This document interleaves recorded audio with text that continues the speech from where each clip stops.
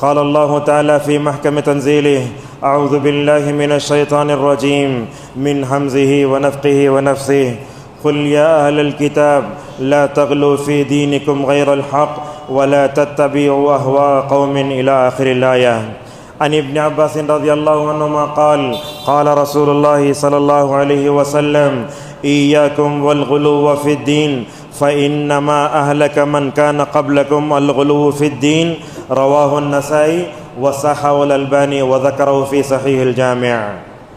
معزز حاضرین اور پردہ نشین خواتین اسلام، آج کے خطبہ جمعہ میں ہم آپ کے سامنے رسول اللہ صلی اللہ علیہ وسلم کی شان میں غلو کے مظاہر.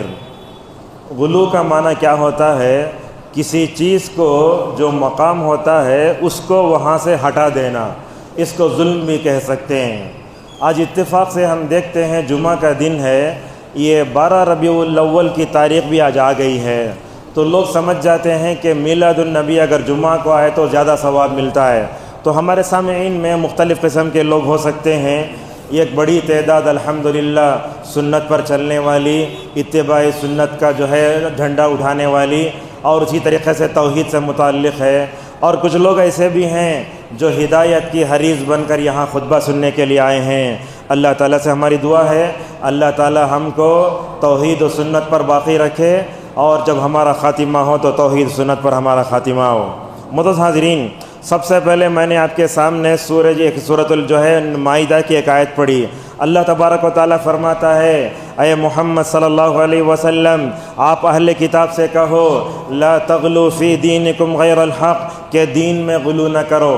آپ جانتے ہیں جب بندہ غلو کرنے لگتا ہے تو نعوذ باللہ وہ نفسانی خواہشات کے پیچھے پڑ جاتا ہے. اللہ تبارک و تعالیٰ نے اس آیت میں اہل کتاب کو ایک مذموم صفت سے روکا. غلو کا معنی جیسے میں نے بتایا بڑھانا، چڑھانا، کسی کی شان میں اس کے جائز مرتبے سے اس کو اوپر اٹھانا. آپ جانتے ہیں سورہ فاتحہ ہم دن میں صرف فرض نمازوں کی تعداد اگر ہم دیکھیں 17 مرتبہ ہم اللہ سے بولتے اہدنا الصراط المستقیم، اے اللہ ہمیں سیدھا راستہ دکھا. کون سا راستہ؟ جس پر تو نے نبیوں کو، صدیقین کو، شہداء اور صالحین کو چلایا. سورہ فاتحہ کے آخری میں یہ الفاظ آپ بار بار سنتے ہیں: غیر المغضوب علیہم ولا الضالین. اے اللہ یہودیوں کے راستے پر نہ چلا. بندہ کہتا ہے اے اللہ نصارہ کے راستے پر نہ چلا. آپ دیکھیں گے دنیا میں اگر سب سے پہلے غلو کرنے والے تھے تو قوم نوح تھی، جنہوں نے نیک لوگوں میں غلو کر کے نعوذ باللہ ان کی پوجا کرنا شروع کر دیا. یہودیوں نے بھی عزیر کو جو ہے غلو کرتے ہوئے کہا: وقالت الیہود عزیر ابن اللہ، عزیر اللہ تعالیٰ کے بندے اور رسول تھے. یہودیوں نے کہا کہ نعوذ باللہ عزیر اللہ کے بیٹے ہیں. نصارہ کا غلو دیکھو، کہا وقالت النصارى المسیح ابن اللہ. غلو کرنا بڑا گناہ ہے، غلو کرنا حرام ہے. جیسا کہ سمجھ میں آتا حضرت عبداللہ ابن عباس رضی اللہ عنہما کی روایت سے آپ صلی اللہ علیہ وسلم نے فرمایا: ایاکم والغلو فی الدین فانما اہلک من کان قبلکم الغلو فی الدین. رسول اللہ صلی اللہ علیہ وسلم فرماتے لوگو کسی بھی شان میں غلو نہ کرو. اگر تم غلو کرو گے تو ہوگا کیا؟ کہا تمہارے سے پہلے قومیں جو ہلاک ہوئی ہیں اس کا ایک بڑا سبب نیک لوگوں میں غلو تھا. آپ جانتے ہیں اس وقت امت مسلمہ کے صورتحال کیا ہے؟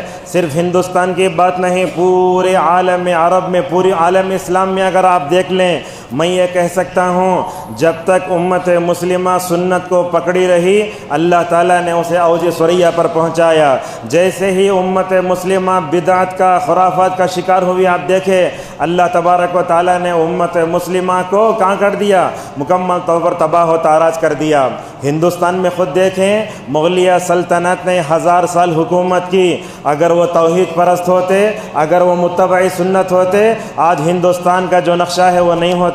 کیا ہوتا تھا؟ مرتے تو قبریں بناتے، مرتے تو گنبدیں بناتے. پورے مغلیہ سلطنت میں ایک دو کے علاوہ سب شیعہ سے متاثر تھے، سب بدعتی تھے. جب بھی آتا تھا نعوذ باللہ یہ 12 ربیع الاول، شاید وہ جو ہے عید کی طرح اس کو مناتے تھے. معزز حاضرین، اس وقت مجھے مالک ابن انس رحمہ اللہ کا ایک قول یاد آتا ہے، اس کو غور سے سنیے اور جاتے ہوئے اپنے دامن سے باندھیے. کہا السنت سفینۃ نوح من رکبها نجا ومن تخلف عنها هلك غرق. کہا سنت کی مثال نوح علیہ السلام کی کشتی کی طرح ہے۔ جب پوری دنیا میں طوفان آیا تھا نوح علیہ السلام کے زمانے میں نوح پر ایمان لانے والے لوگ کشتی میں سوار ہو گئے۔ اسی طریقے سے آج بدعت کی موجیں سارے معاشرے کو پریشان کر رہی ہیں۔ اگر آپ سے کہا جائے ایک طرف سے پانی آ رہا، آپ اپنے آپ کو بچانے کی کوشش کریں گے، یہ جو ہے بدعت کی موجوں میں اور اس کے تھپیڑوں میں اگر ہم آپ کو بچانا چاہتے ہیں تو کیا کرنا پڑے گا؟ حضرت نوح علیہ السلام کی کشتی کو سنت سمجھ کر اس میں مکمل طور پر سوار ہونا ہوگا۔ معزز حاضرین، رسول اللہ صلی اللہ علیہ وسلم کے شان میں جو غلو ہوتا ہے شاید وہ نبی کے زمانے سے ہی شروع ہو چکا تھا۔ صحیح بخاری میں امیر المومنین حضرت عمر فاروق رضی اللہ عنہ کی روایت ہے، انہوں نے کہا جناب محمد رسول اللہ صلی اللہ علیہ وسلم نے فرمایا لا تطرونی کما اطرت النصارى ابن مریم فانما انا عبدہ فقولوا عبد اللہ ورسولہ۔ آپ نے کہا لوگو میری شان میں غلو نہ کرو، مجھے نہ چڑھاؤ، اللہ تعالیٰ نے مجھے جہاں رکھا ہے وہیں رکھو۔ ایک توحید پر چلنے والا، آپ کے سنت سے حقیقی طور پر جو ہے محبت کرنے والا، ایک انچ بھی رسول اللہ کو نہ نیچے اتار سکتے نہ آگے بڑھا سکتے ہیں۔ اللہ کے نبی فرماتے تم مجھے نہ چڑھاؤ، تم میرے اندر جو ہے کیا نہ کرو، مبالغہ نہ کرو میری شان میں۔ کیسے؟ آپ نے مثال دیتے ہوئے کہا جیسے نصارہ نے کیا کیا، حضرت عیسیٰ کو چڑھایا۔ آپ کا تواضع تو کیسا ہے؟ آپ کہتے ہیں فَإِنَّمَا أَنَا عَبْدُهُ۔ لوگو یاد رکھو نبوت اور رسالت سے بڑھ کر جو ہے عبودیت کا درجہ ہوتا ہے۔ اللہ کے نبی فرماتے ہیں میں اس کا بندہ ہوں، تم کہو میں اللہ کا بندہ اور اس کا رسول ہوں۔ میں یہاں جتنے سامعین ہیں ان سے پوچھنا چاہتا ہوں آپ ایک دن میں کتنے مرتبہ اشہد ان لا الہ الا اللہ و اشہد ان محمدًا عبدہ و رسولہ پڑھتے ہیں؟ آپ دیکھو کتنے مرتبہ پڑھتے ہیں، وضو کے بعد پڑھتے، فلاں جگہ فلاں پڑھتے، آپ اللہ سے بولتے اے اللہ محمد رسول اللہ صلی اللہ علیہ وسلم اللہ کے بندے اور رسول ہیں۔ اور ہمارے مسجدوں کی میناروں سے 5 مرتبہ ایک مؤذن بولتا ہے اشہد ان محمدًا رسول اللہ، اشہد ان محمد رسول اللہ، اللہ کے بندے اور اس کے رسول ہیں، اللہ کے بندے اور اس کے رسول ہیں۔ اس کے علاوہ بھی اگر کوئی بندہ نعوذ باللہ اگر وہ بدعت میں پڑتا ہے تو اسے سوچنا چاہیے۔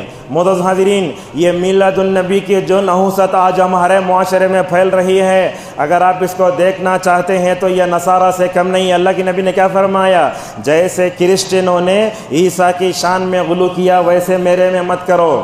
میں آپ سے پوچھتا ہوں 25 دسمبر کو عیسائی دنیا کیا کرتی ہے؟ کرسمس مناتی ہے۔ امت مسلمہ بھی اگر 12 ربیع الاول کو نعوذ باللہ و رسول اللہ صلی اللہ علیہ وسلم کا میلاد النبی مناتی ہے تو بھلا بتائیے نصارہ میں اور مسلمانوں میں فرق کیا ہے؟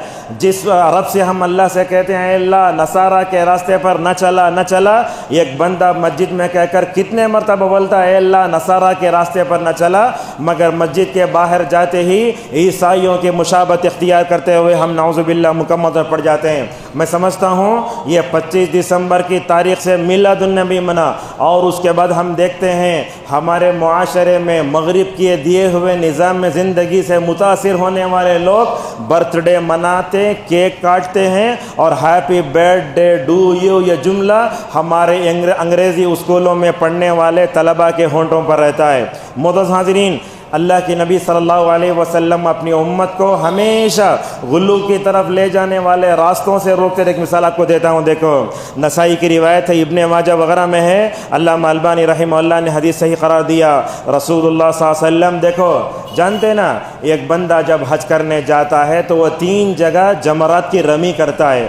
یہ جمرات کی رمی ایک طرف عبادت ہے اور دوسری طرف شیطان سے دشمنی کی تجدید بھی ہے۔ یہی وہ 3 مقامات ہیں جہاں شیطان نے کھڑے ہو کر حضرت ابراہیم علیہ السلام کو اللہ کی محبت میں جو ہے اسماعیل کی محبت کو آڑے آنے کے لیے جو ہے اکسایا۔ وہاں ابراہیم نے کیا کیا؟ کھڑے ہو کر کنکریاں ماری۔ کنکری مارنا عبادت ہے، مگر دیکھو جمرات کی رمی کرنا، وہ کنکری مارنے میں بھی غلو نہیں کرنا چاہیے۔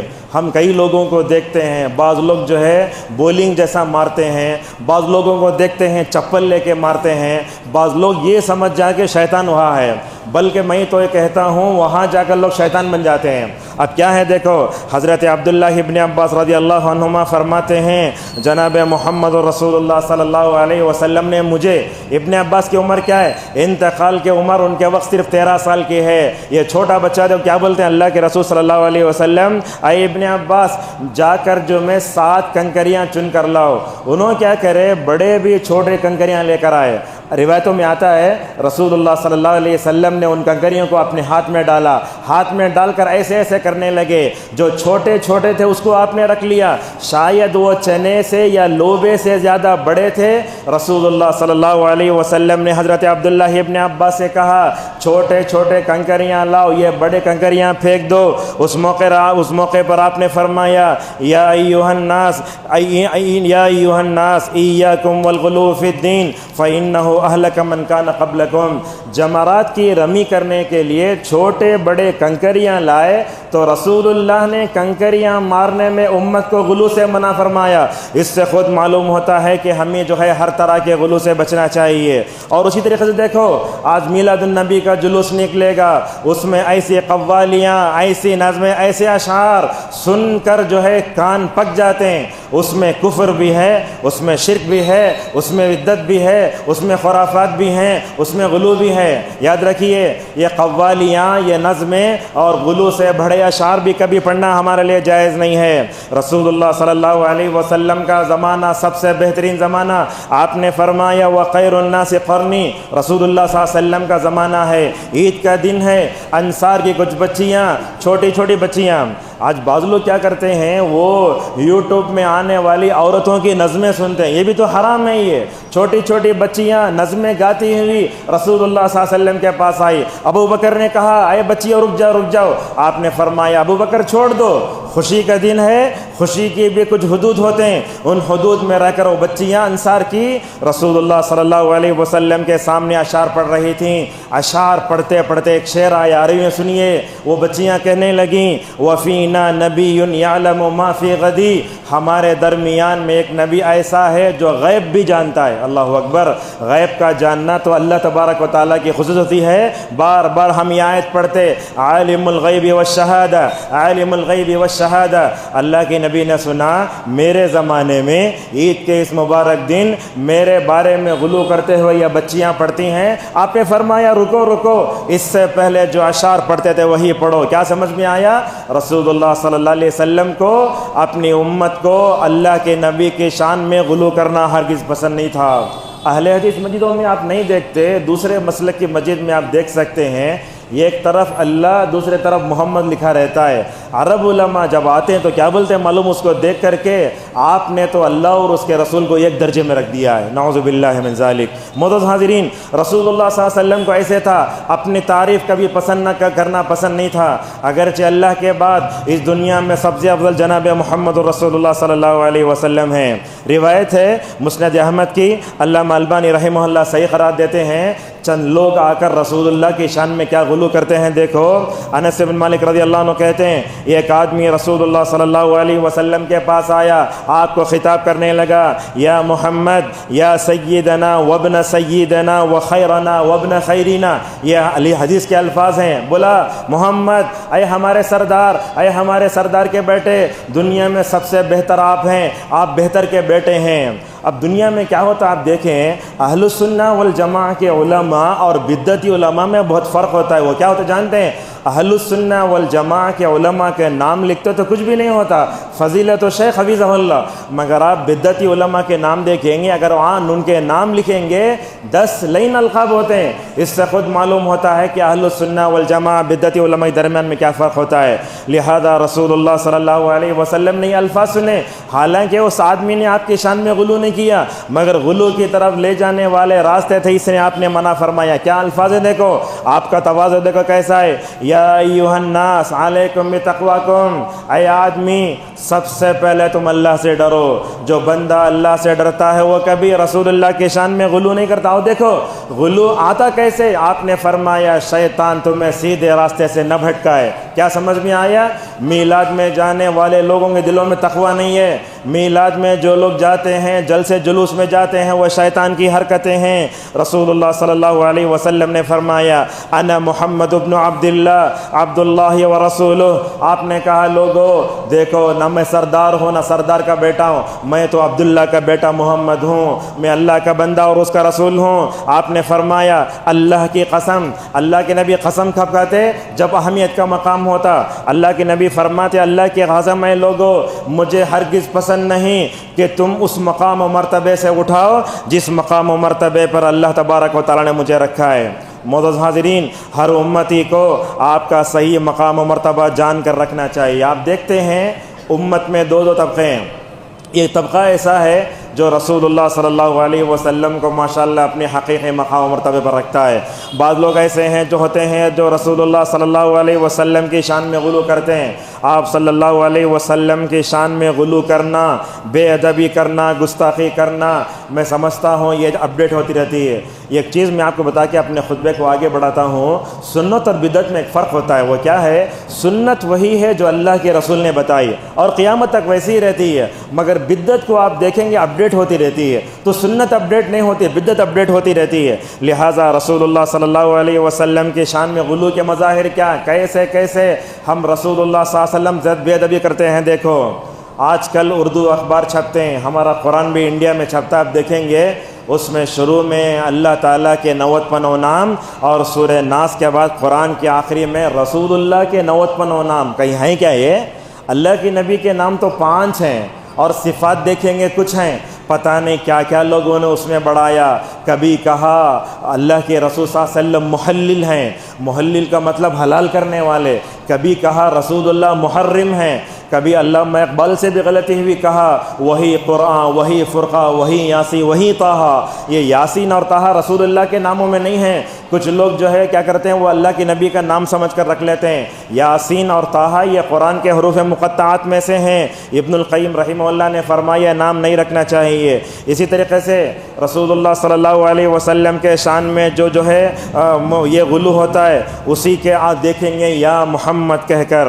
جیسے میں نے کہا یہ مسجدیں جو ہوتی ہیں وہ توحید کا مرکز ہوتی ہیں، اس میں کیا نہیں ہونا چاہیے؟ بدعت اور خرافات نہیں ہونا چاہیے۔ آج کل ہم دیکھتے ہیں ممبروں پر کھڑے ہو کر لوگ کفر بیان کرتے ہیں، ممبروں پر کھڑے ہو کر لوگ بدعت و خرافات بیان کرتے ہیں، ممبروں پر کھڑے ہو کر من گھڑت روایت نعوذ باللہ بیان کرتے ہیں۔ یہاں مسجد میں نہیں تو آپ دیکھیں گے دوسرے مساجد کی، دوسرے خصوصاً بدعتیوں کی مسجد میں یا محمد لکھا رہتا ہے۔ سوال یہ ہے کہ کیا یا محمد کہنا جائز ہے؟ کیا آگے بیان کروں گا میں، یا محمد کہہ نہیں سکتے آپ، بس ہم تشہد میں بولتے ہیں السلام علیک ایھا النبی۔ ایھا النبی کیوں بولتے ہیں؟ ہم رسول اللہ کو زندہ سمجھ کر نہیں بولتے، چونکہ رسول اللہ نے جیسے دعائیں سکھائی ویسے ہم دعا پڑھ لیتے ہیں۔ اب سوال یہ آتا ہے کہ یا رسول اللہ کہہ سکتے کیا؟ آج آپ دیکھیں گے عیسائیوں کی طرح ہمارے مسلمان ہرے ہرے جھنڈوں میں لا الہ الا اللہ لکھ کر یا صلاۃ و سلام علیک یا سیدی یا رسول اللہ یا حبیب اللہ کے نعرے لگاتے ہوئے چلے جاتے ہیں۔ جب میلاد النبی کے جلوس میں جو لوگ جاتے ہیں آپ سمجھ جائیے ان میں سے 80% مسلمانوں کو جو ہے کلمہ لا الہ الا اللہ نہیں معلوم، لا الہ الا اللہ کی شرطیں نہیں معلوم، اگر محمد الرسول اللہ کا معنی پوچھ لے تو نہیں معلوم ہے۔ آج کی کیا حالت جانتے ہیں؟ +2 پڑھنے والے بچے کی حالت یہ ہے، اگر آپ ان سے پوچھیں رسول اللہ کا نام بتا تو بولتا محمد کیا تھا، نبی رسول بولتا، اسے یہ بھی نہیں معلوم کہ رسول اللہ صلی اللہ علیہ وسلم کے 5 نام ہیں۔ پہلا نام ہے محمد صلی اللہ علیہ وسلم، دوسرا نام ہے احمد، تیسرا نام ہے حاشر، چوتھا نام ہے ماہی، 5واں نام ہے عاقب، جیسا کہ واصلہ بن اسقر رضی اللہ عنہ کی روایت آتی ہے۔ یا رسول اللہ کہاں کہہ سکتے ہیں؟ ابن عثیمین رحمہ اللہ نے فرمایا یا رسول اللہ صرف آپ کی قبر کے پاس جا کر کہہ سکتے ہیں، وہ بھی کیسے؟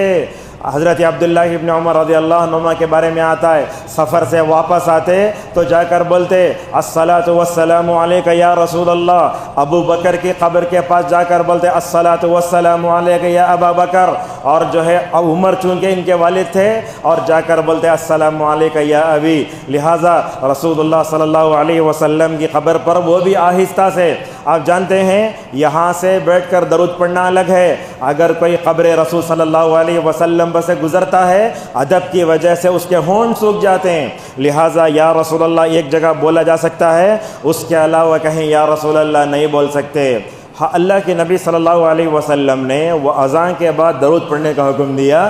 ہمارے بدعتی مساجد کے جو ہے میناروں سے اذان سے پہلے درود آتا ہے اور اقامت سے پہلے درود آتا ہے، ہر جگہ جیسے ہی نماز ختم ہوتی ہے گنبد خضرا کی تصویر دائیں طرف بنا لیتے ہیں اور اپنے سینے پر ہاتھ رکھ کر جو ہے صلاۃً و سلامًا علیک یا رسول اللہ پڑھتے ہیں۔ آپ بتاؤ پورے قرآن میں 114 صورتیں اللہ تعالیٰ نے محمد کا لفظ پورے قرآن میں 4 جگہ ذکر کیا۔ اللہ کا ادب دیکھو، اللہ تعالیٰ خود رسول اللہ کو یا محمد کہہ کر نہیں پکارا پورے قرآن میں، کبھی کہا یا ایھا الرسول، کبھی کہا یا ایھا النبی، حالانکہ دوسرے نبیوں کو نام لے کر پکارا، کبھی کہا یا موسیٰ، کبھی کہا یا داؤد، کبھی کہا یا عیسیٰ۔ علامہ ابن کثیر رحمہ اللہ کہتے ہیں یہ رسول اللہ صلی اللہ علیہ وسلم کی خوبی ہے۔ اور صحابہ کرام کو دیکھو آپ، کوئی بھی صحابی آ کر آپ کو یا محمد نہیں کہتے ہیں، وہ کیا ہے، بنو تمیم کے گوار قسم کے لوگ تھے جو اللہ کے نبی سے ملنے آئے تھے، باہر کھڑے ہو کر وہ لوگوں نے کہا یا محمد اخرج یا محمد اخرج۔ اللہ نے فرمایا جو لوگ اپنے نبی اپنی آواز نبی کی آواز پر بلند کرتے ہیں اور اللہ کے رسول صلی اللہ علیہ وسلم کی بے ادبی کرتے ہیں، کہیں ان کے اعمال تباہ و برباد نہ ہو جائیں۔ یہ نبی کے زمانے کی بات تھی۔ آج کے جو بدعتی لوگوں کو دیکھو، ان کا کون سا عمل اللہ کے پاس قبول ہوتا ہے؟ اگر یا محمد کہیں تو میں سمجھتا ہوں یہ بہت بڑی بے ادبی ہے۔ رسول اللہ صلی اللہ علیہ وسلم کے شان میں غلو کے جو مظاہر ہیں اس میں ایک مظاہر میں سے آپ کی ذات کا وسیلہ پکڑنا۔ آپ بتاؤ کتاب و سنت میں کہیں اللہ یہ بولا کیا رسول اللہ کے صدقے طفیل سے مانگو، بلکہ اللہ نے کہا ادعونی، میرے سے مانگو۔ عبد الرزاق البدر حفظہ اللہ صاحب کی تفسیر میں فرماتے ہیں اللہ تعالیٰ نے ادعونی سے پہلے قل بھی نہیں کہا، یعنی اے محمد بھی نہیں کہا، بلکہ اعلان فرمایا لوگو اگر تمہیں ماننا ہے تو مکمل طور پر میرے سے مانگو۔ لہٰذا رسول اللہ صلی اللہ علیہ وسلم کا وسیلہ پکڑنا، بعض لوگ وسیلہ اردو میں پکڑتے، بعض لوگ وسیلہ عربی میں پکڑتے، بعض لوگ فارسی میں بدلتے۔ یاد رکھیے رسول اللہ کے صدقے طفیل یا آپ کے جاہ و جلال کا وسیلہ پکڑنا یہ تو جو ہے بدعت ہے۔ البتہ رسول اللہ نے یہ بتایا کہ اگر تم اللہ سے مانگو تو سب سے پہلے اللہ کی تعریف کرو، رسول اللہ پہ درود بھیجو۔ اگر ہم یہ چاہتے ہیں کہ ہماری دعا اللہ کے پاس قبول ہو جائے، علماء فرماتے دعا میں 3 جگہ درود پڑھنا، شروع میں 1 مرتبہ، بیچ میں 1 مرتبہ، آخری میں 1 مرتبہ۔ جب بندہ 3 مرتبہ درود پڑھتا ہے تو کیا ہوتا ہے؟ الحمدللہ اس کی دعا قبول ہو جاتی ہے۔ حضرت عمر فاروق رضی اللہ عنہ کہا کرتے تھے لوگو اگر تم نبی کی تعریف کرنے کے بعد رسول اللہ پر درود نہیں بھیجو گے تمہاری دعا زمین و آسمان در لٹک جائیں گی۔ آج کل کیا کیا ہوتا ہے دیکھو، رسول اللہ صلی اللہ علیہ وسلم کا صدقہ طفیل کیسے کیسے مانگا جاتا ہے۔ بعض لوگ بولتے ہیں آپ کے صدقہ طفیل سے، بلکہ اگر کوئی بدعتی مر جاتا تو اس کا ایڈ آتا ہے، ایسے لکھا رہتا ہے اخبار میں آمین بجاہ سید المرسلین۔ میں آپ کو بتاتا ہوں آج کے اس دور میں ایک نظم ہے عربی میں، اس کو بولتے ہیں قصیدہ بردہ۔ وہ اصل میں جو ہے شاید آج سے 200 سال پہلے ایک بدعتی جو ہے مشرک کیا تھا، شاعر تھا، جس نے اشعار گھڑ کر کے یہ کہہ دیا کہ میں نے اشعار پڑھے، اللہ کے نبی آ کر مجھے خواب میں چادر دے رہے ہیں۔ بردہ کا معنی چادر کا آتا ہے۔ اس میں ایک شعر آتا ہے یا ربی بالمصطفیٰ بلغ مقاصدنا۔ یہاں دیکھو جیسے میں نے کہا اللہ کے نبی کا جاہ و جلال کا جو ہے جو پکڑتے ہیں وسیلہ، بعض لوگ اردو میں، بعض فارسی میں، یا عربی میں ہے، کیا بولتا شاعر یا ربی بالمصطفیٰ، اے رب مصطفیٰ کے نام پر جو ہے میری ضرورتوں کو پورا کر دے۔ اس کو صحیح کرتے ہوئے محمد جمیل زینو رحمہ اللہ نے کہا یا ربی بالمصطفیٰ نہیں بولنا، یا رب المصطفیٰ بولنا چاہیے۔ اور اسی طریقے سے ہم دیکھتے ہیں رسول اللہ صلی اللہ علیہ وسلم کے شان میں غلو کے مظاہر میں لوگوں نے کیا کر دیا، وہ رسول اللہ صلی اللہ علیہ وسلم کے شان میں جو درود پڑھا جاتا ہے اس کو بھی نہیں چھوڑا۔ کبھی لوگ اللہم صلی علی سیدنا و مولانا پتہ نہیں کیا کیا بولتے ہیں۔ علامہ ابن حجر رحمہ اللہ نے کہا جب بندہ درود پڑھتا ہے تو اس میں کسی قسم کا اضافہ نہیں ہونا چاہیے۔ رسول اللہ صلی اللہ علیہ وسلم کے شان میں غلو کے مظاہر میں آپ کو عالم الغیب تصور کرنا. کتنے لوگ آج بھی کہتے ہیں کہ اللہ کے نبی غیب جانتے ہیں. اگر بتاؤ، اگر رسول اللہ صلی اللہ علیہ وسلم کو غیب معلوم ہوتا، اللہ کے نبی غزوہ احد میں شہید نہیں ہوتے. تو اس سے معلوم ہوتا ہے کہ غیب کا جاننا صرف جو ہے کیا ہے، اللہ تعالیٰ کی خاصیت ہے. جیسا کہ اللہ سورہ اعراف میں فرماتا ہے، زمین اگر میں غیب جانتا ہوتا تو خیر زیادہ کر لیتا. سورۃ النمل میں اللہ نے فرمایا، قُل لَّا يَعْلَمُ مَن فِي السَّمَاوَاتِ وَمَن فِي الْغَيْبِ إِلَّا اللَّهُ. اسی طریقے سے رسول اللہ صلی اللہ علیہ وسلم کے شان میں غلو کے مظاہر میں یہ کہنا کہ آپ نور سے پیدا ہوئے ہیں. کیا ہے؟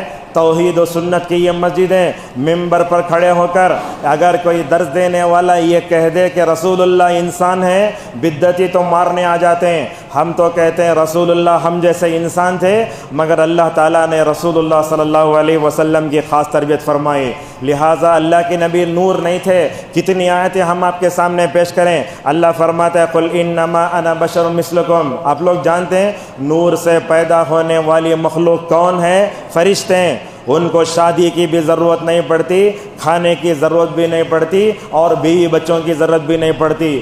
اگر رسول اللہ صلی اللہ علیہ وسلم نور سے پیدا ہوئے ہوتے، غار حرا میں حضرت جبرائیل جو نور سے پیدا ہوئے تھے ان کو دیکھ کر ڈرنے کی ضرورت کیا تھی؟ اگر اللہ کے نبی نور سے پیدا ہوتے تو آپ کی شادی کی ضرورت کیا؟ اگر اللہ کے نبی نور سے پیدا ہوتے تو آپ کے کھانے کی ضرورت کیا تھی؟ اگر اللہ کے نبی صلی اللہ علیہ وسلم نور سے پیدا ہوئے ہوتے آپ کو اولاد نہیں ہوتی. اس سے معلوم ہوا کہ رسول اللہ صلی اللہ علیہ وسلم کو نور کہنا یہ غلط ہے. اس بارے میں ایک من گھڑت حدیث آتی ہے، وہ حدیث آپ کے سامنے پڑھ کر سنا دیتا ہوں. اول ما خلق اللہ نور نبیک یا جابر. اے جابر، ایک صحابی ہیں، اے جابر، اللہ تعالیٰ نے سب سے پہلے تمہارے نبی کو نور کو پیدا کیا ہے. بلکہ یہ قوالی بھی ہم سنتے ہیں، نور والا آیا ہے، نور والا آیا ہے. اسی طریقے سے رسول اللہ صلی اللہ علیہ وسلم کے شان میں جو غلو ہوتا ہے اس میں یہ بھی کہتے ہیں کہ رسول اللہ صلی اللہ علیہ وسلم کا سایہ نہیں تھا. یہ کیسے ہو سکتا ہے؟ یہ ایک آدمی چل کر جائے تو سایہ نہ پڑے. اصل میں نور ثابت کرنے کے لیے سایہ کی بھی نفی کی گئی. سعودی عرب کی مشہور فتویٰ کمیٹی سے پوچھا گیا کہ رسول اللہ کا سایہ نہیں تھا، کہا رسول اللہ کا سایہ تھا. محترم ساتھین، اسی طریقے سے ایک چیز آپ کو بتاتے ہیں. آمینہ جانتے ہیں رسول صلی اللہ علیہ وسلم کی ماں ہیں. صحیح روایت آتی ہے طبرانی وغیرہ کی، جب آمینہ اللہ کے رسول صلی اللہ علیہ وسلم کو اپنے پیٹ میں لے کر ملک شام گئیں، وہاں گئے تو کیا ہوا، آمینہ کو ایک نور نظر آیا جس کی وجہ سے بصرہ نامی مقام پر جو اونٹ تھے، جو محلات تھے، وہ پورے روشن ہو گئے. اب بدعتی لوگ اس روایت کو رکھ کر کہتے ہیں آمینہ نے نور دیکھا. وہ نور کیا تھا؟ وہ نور جو ہے وہ کیا تھا؟ اصل میں حسی تھا. وہ اس کا مطلب کیا تھا؟ علامہ ابن کثیر رحمہ اللہ کہتے ہیں اصل میں آمینہ نے جو نور دیکھا نا، اس نور کا مطلب یہ نہیں کہ رسول اللہ نور سے پیدا ہوئے. اس نور کا مطلب یہ تھا اللہ کے رسول صلی اللہ علیہ وسلم کی بعثت کی وجہ سے یہ شرک کی ظلمتیں چھٹیں گی، دنیا کو توحید کا نور ملے گا، بھٹکتی ہوئی انسانیت کو رسول اللہ صلی اللہ علیہ وسلم جنت کا راستہ بتائیں گے. اصل میں وہ تھا. اسی طریقے سے رسول اللہ صلی اللہ علیہ وسلم کے شان میں جو غلو ہوتا ہے، اس غلو میں ایک بات یہ بھی بولتے ہیں کہ اللہ تعالیٰ نے سب سے پہلے رسول اللہ کو پیدا کیا. حالانکہ روایتوں سے معلوم ہوتا ہے سب سے پہلے اللہ تبارک و تعالیٰ نے قلم کو پیدا کیا. بلکہ بعض یوٹیوب پر آنے والے کالی پگڑی بننے والے بدعتی علماء یہ بھی کہتے ہیں آدم نے سب سے پہلے پیدا ہوتے ہی عرش پر دیکھا محمد لکھا ہوا تھا. آدم نے رسول اللہ صلی اللہ علیہ وسلم کے نام کا وسیلہ لے کر دعا کی، دعا قبول ہو گئی. محترم حاضرین، اسی طریقے سے رسول اللہ صلی اللہ علیہ وسلم کے شان میں غلو کرتے ہوئے بعض لوگ حدیثیں بھی گھڑتے ہیں.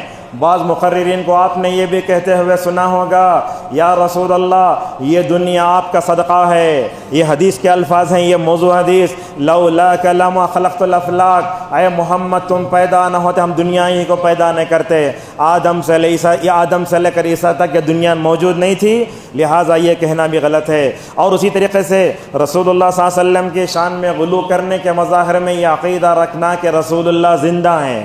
اردو کتابوں میں کتاب آپ کو ملتا ہے مسئلہ حیات النبی.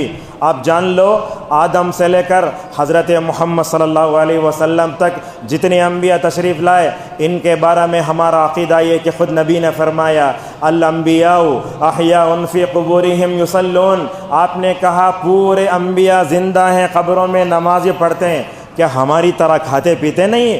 وہ تو برزخ کی زندگی ہے، اس زندگی کی کیفیت اللہ تبارک و تعالیٰ کو معلوم ہے۔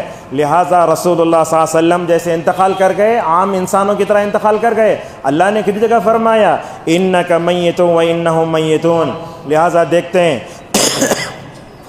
جلسہ ہوتا رہتا ہے، اس جلسے کا نام ہوتا ہے جشن آمد رسول۔ تقریریں سب ہو جاتی ہیں، آخر میں پورے سامنے کھڑے ہو جاتے ہیں، کیا بولے تو رسول صلی اللہ علیہ وسلم کسی سواری پر کھڑے ہو کر آ رہے ہیں، اللہ اکبر۔ یہ رسول اللہ صلی اللہ علیہ وسلم کی شان میں ایسی گستاخی۔ ہمارا تو عقیدہ ہے کہ رسول صلی اللہ علیہ وسلم اپنی قبر میں ہیں، لہذا رسول اکرم صلی اللہ علیہ وسلم کے بارے میں زندہ ہونے کا عقیدہ رکھنا، آپ کو پکارنا یہ نہیں ہے۔ مجھے معلوم ہے حیدرآباد کے چار مینار کے پاس ایک بازار میں ہم چوڑیاں لینے گئے، وہ دن پتہ نہیں کوسے دن نہیں معلوم ہے، وہ بھی شاید بدعتی تھا، وہ ہم کو سمجھانے لگا لا الہ الا اللہ محمد رسول اللہ، ترجمہ کیسے کرتا ہے؟ اللہ کے علاوہ کوئی معبود نہیں، محمد رسول اللہ علیہ وسلم ہیں، اب ہیں اس طریقے سے نعوذ باللہ فرماتا ہے۔ اور اسی طریقے سے رسول اللہ صلی اللہ علیہ وسلم کے شان میں غلو کے مظاہر میں آپ کی قبر پر گنبد بنانا، اللہ اکبر۔ جس نبی نے، ایسی روایت آتی ہے اللہ کے نبی سوئے ہوئے تھے، وفات سے 5 دن پہلے آپ نے کیا کیا؟ اپنے چہرے سے خمیس کو ہٹایا، اچانک بیدار ہوئے، آپ نے فرمایا لعنت اللہ علی الیہود والنصارى اتخذوا قبور انبیاءہم مساجد۔ آپ نے فرمایا اللہ تعالیٰ یہود و نصارہ پر لعنت کرے جنہوں نے اپنی قبروں کو سجدہ بنا لیا۔ حضرت عائشہ رضی اللہ عنہ فرماتی ہیں اللہ کے نبی کی دور اندیشی دیکھو، اللہ کے نبی اپنی امت کو یہود و نصارہ کی روش سے کیسے بچانا چاہتے ہیں۔ اے میری امت کے لوگوں، میرے مرنے کے بعد میرے قبر کے ساتھ وہ نہ کرنا جو یہود و نصارہ نے کیا۔ اللہ کے نبی یہ دعا بار بار کرتے، اللہم لا تجل قبری عیدا، اے اللہ میری قبر کو تہوار نہ بنا۔ امام مالک ابن انس رحمہ اللہ کو اللہ جزائے خیر دے، وہ کیا کرتے؟ عائشہ کا کمرہ، اللہ کی نبی کا ممبر، دونوں کے درمیان میں بیٹھ کر ماشاءاللہ موطا پڑھاتے رہتے تھے۔ لوگ کیا کرتے؟ آج بھی ہم دیکھتے ہیں اللہ کے نبی صلی اللہ علیہ وسلم کے مبارک شہر کو جانے کی نیت کیا ہونا، یہ بھی سن لیجئے۔ اللہ کے نبی صلی اللہ علیہ وسلم کے شہر کو جانے کی نیت مسجد نبوی میں نماز پڑھنے کی نیت سے جانا۔ بدعتی کیا کرتے ہیں؟ رسول اللہ صلی اللہ علیہ وسلم کے شہر کو قبر کی زیارت کی نیت جاتے ہیں، یہ بھی صحیح نہیں ہے۔ اور بعض بدعتیوں کو ہم نے یہ بھی کہتے سنا مکے میں جلال ہے، مدینے میں جمال ہے، اور بدعتیوں کو آپ دیکھتے ہیں ان کا مدینہ بڑا اہم ہے، مکے سے انہیں کوئی لینا دینا نہیں ہے۔ لہذا رسول اللہ صلی اللہ علیہ وسلم کی قبر پر جو گنبد ہرا ہے نا، اس کو دیکھتے ہی جو ہے بدعتی وائبریشن کا شکار ہو جاتا ہے۔ یہ کب بنا یہ بھی سن لیجئے، تقریباً 670 پر 8 ہجری میں اس کو بنایا گیا۔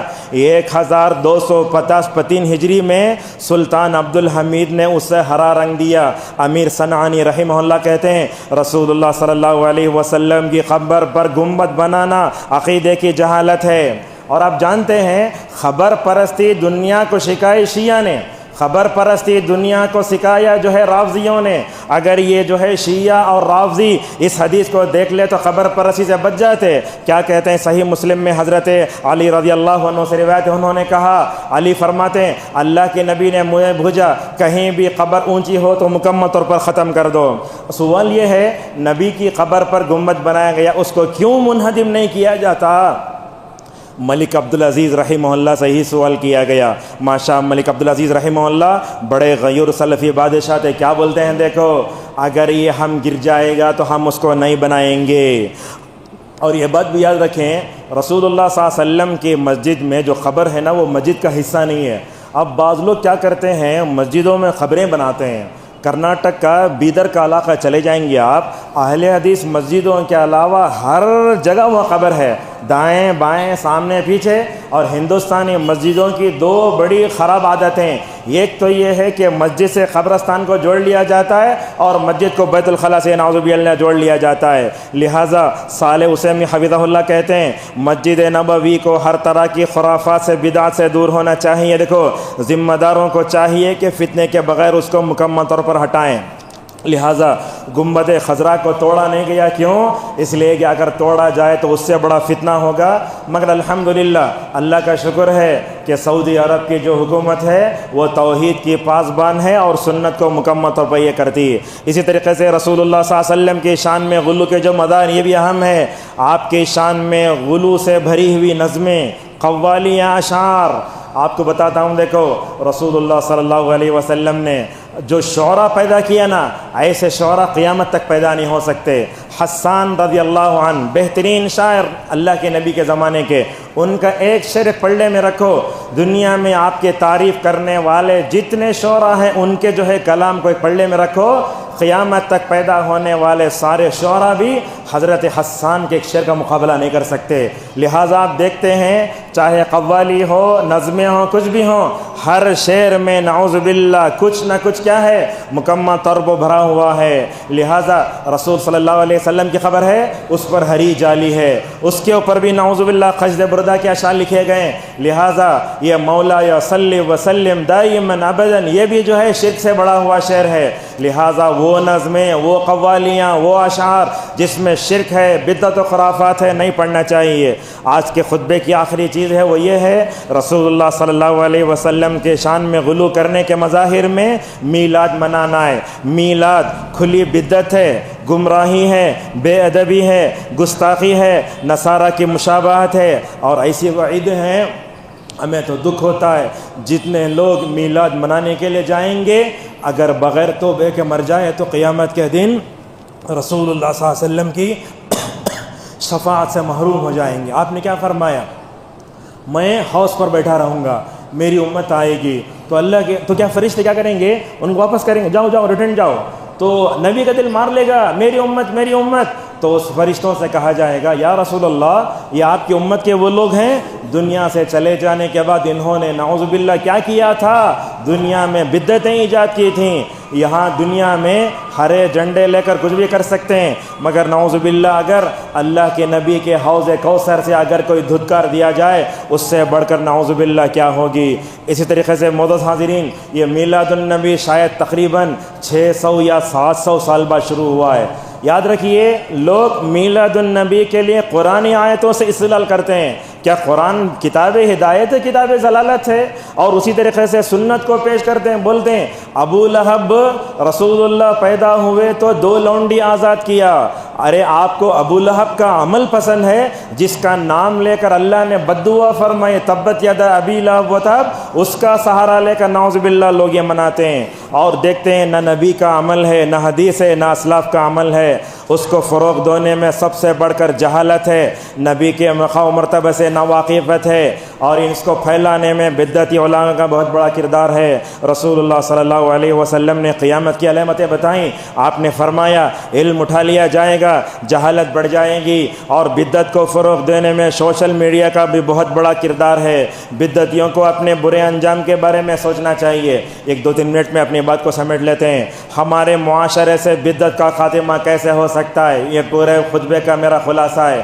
عوام کو چاہیے کہ وہ سنت کو لازم پکڑو۔ آپ نے فرمایا علیکم بسنتی و سنت الخلفاء الراشدین المہدیین۔ ہمارے معاشرے سے بدعت کے خاتمے کے لیے ہمیں بدعت سے، بدعتیوں سے دور رہنا چاہیے۔ ایوب سختیانی رحمہ اللہ جب اپنے بیٹوں کو لے کر گھر کے باہر جالتے، بیٹے ہو یاد رکھ لو، اپنے انگلیوں کو اپنے کان میں رکھ لو، کہیں کسی بدعتی کی آواز تمہارے کان میں پڑ کر تمہارا دین غارت نہ ہو جائے۔ عبداللہ بن مبارک رحمہ اللہ کے پاس ایک آدمی آ کر بولا، اے عبداللہ، میں تم کو قرآن کی ایک آیت پڑھ کے سنانا چاہتا ہوں۔ عبداللہ نے کہا، نہیں، میں تمہارے زبان سے کوئی ایک سننا بھی نہیں چاہتا، حالانکہ بدعتی کی زبانی قرآن کی آیت سن لے تو کیا ہوتا؟ اللہ اکبر کیسے تھے امام عبداللہ مبارک رحمہ اللہ کہنے لگے، جس آیت کو تم میرے سامنے پڑھو گے نا، اگر اس آیت کے بارے میں شکوک و شبہات کا شکار ہو جاؤں تو کیا کروں؟ لہٰذا بدعت کے نقصانات بھی بہت ہیں۔ جیسے میں نے کہا، ہماری ساری صلاحیتیں، کتنا پیسہ لگایا جا رہا ہے، اور ایک بات بھی ہے، سیاست میں رہنے والے مسلمان میلاد النبی کو فروغ دے رہے ہیں، جیسے رسول اللہ صلی اللہ علیہ وسلم نے بادشاہوں کو خطوط لکھے، اسی طریقے سے سیاست میں رہنے والے مسلمانوں کی اصلاح کرنا بھی بہت ضروری ہے۔ دیکھتے ہیں کیسی غیر سنجیدگی ہوتی ہے، نبی کا نام لے کر نعوذ باللہ ناچا جاتا ہے، اور کتاب و سنت کو فہم سلف کی روشنی میں سمجھنے کی کوشش کریں۔ اور ایک بات بھی ہے، وہ کیا؟ جس گھر میں بدعت و خرافات ہوتے ہیں اس گھر سے لڑکی لینا بھی نہیں، اس گھر میں لڑکی دینا بھی نہیں چاہیے۔ لہٰذا اگر ہم بہو لاتے ہیں توحید پرست ہونا، اگر ہم بہو لاتے ہیں کتاب و سنت کی پابند ہونا، اگر کوئی ایک لڑکا یا لڑکی بھی اگر ہمارے گھروں میں آ جائے، ہمارے گھروں میں نعوذ باللہ بدعت کا ماحول پیدا ہو سکتا ہے۔ اور رسول اللہ صلی اللہ علیہ وسلم نے فرمایا کہ دین کو بنیاد بنا کر شادی کرو، سب سے پہلے دین میں عقیدہ آتا ہے، لہذا عقیدے کی سلامتی بہت ضروری ہے۔ آپ سوچتے ہوں گے سلفی مساجد میں بدعت کے بارے میں بولنے کی ضرورت ہے، یہ بات بھی سن لیجئے۔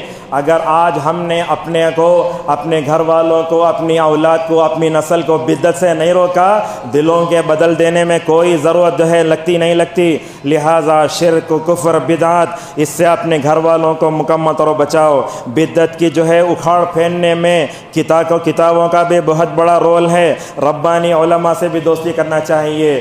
اس ممبر پر کھڑے ہوئے میں جمعیت و جماعت تمام علماء سے گزارش کرتا ہوں، اجتماعی کوششوں کے ساتھ ساتھ ہر آدمی کے انفرادی کوشش کرنے سے بھی الحمدللہ کامیاب بنتا ہے۔ اور سب سے بڑھ کر حکمت کے ساتھ، ہمدردی اور پیار کے ساتھ محمد ابن عبد الوہاب رحمہ اللہ کی دعوتوں کو پڑھنا چاہیے۔ آج سعودی عرب میں جو بھی عقیدہ توحید کی دعوت، انہی کا کارنامہ ہے۔ ان کا کارنامہ کیا تھا؟ انہوں نے بادشاہوں کو توحید پرست بنایا۔ جب بادشاہ اور ذمہ دار سدھر جاتے ہیں، ماشاءاللہ پوری سوسائٹی سدھر جاتی ہے۔ بدعتیوں کی ہدایت کے لیے دعا بھی کرنا چاہیے، بدعت کی طرف لے جانے والے راستوں سے بھی ہمیں مکمل بچنا چاہیے۔ آج کے خطبے کی دو آخری چیزیں ہیں۔ علامہ بن باز رحمہ اللہ سے ایک آدمی سوال کرتا ہے، شیخ ہدایت ملتی ہے چھن جاتی ہے، ہدایت مل جائے چھن جاتی، کیا کروں؟ تو علامہ بن باز رحمہ اللہ اگرچہ بصارت سے محروم تھے، اللہ نے بصیرت بہت دی تھی، کہنے لگے تم کو ہدایت ملتی چھنتی، ہدایت ملتی چھنتی، ایسے معلوم ہوتا ہے ہدایت کے ملنے پر تم نے اللہ کا شکریہ ادا نہیں کیا۔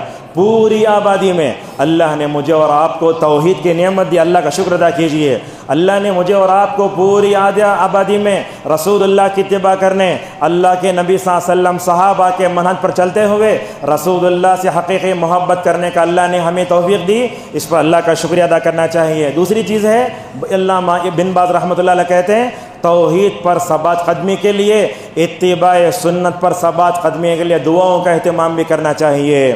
سہیل بغدادی رحمہ اللہ کہتے ہیں ایک مرتبہ میں امام احمد کے ساتھ یہ کشتی میں سوار ہوا، کشتی میں جا رہے ہیں، امام احمد رحمہ اللہ یہ کونے میں اکیلے بیٹھے ہیں، اور اکیلے بیٹھنا بھی دوسروں کو تکلیف دے بغیر یہ بھی سنت ہے۔ بولتے ہیں تھوڑی دیر کے بعد امام احمد رحمہ اللہ دعا کرنے لگے، وہ دعا یہ تھی، اللہم امتنی علی التوحید والسنہ، اے اللہ تو توحید و سنت پر ہمیں موت دے، یہ بہت بڑی دعا ہے۔